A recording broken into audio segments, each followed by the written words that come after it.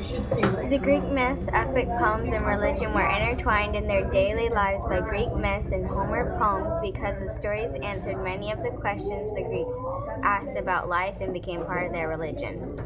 They had public and private religious rituals and had family shrines in their household. Homer's epic stories helped them understand the questions they had about life. They believed the gods controlled their everyday lives. The stories also told them what it was like. They saw their lives as the same as the gods and believed they acted as ordinary as the Greeks. The city-states and athletics were dedicated to their god, then they would have good lives.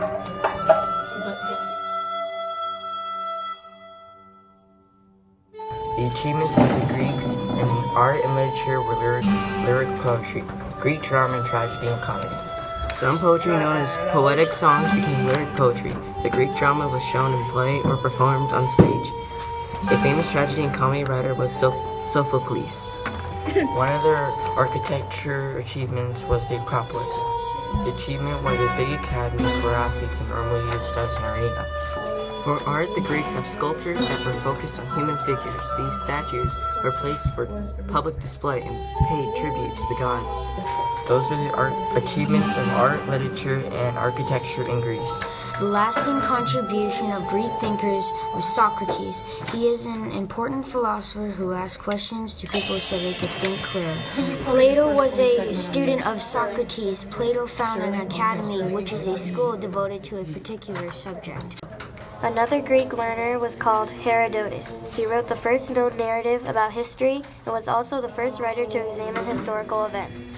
Thucydides served as a naval commander. He also wrote about the war, but he would go to this site so it's still fresh in people's minds, and he was a second Greek historian.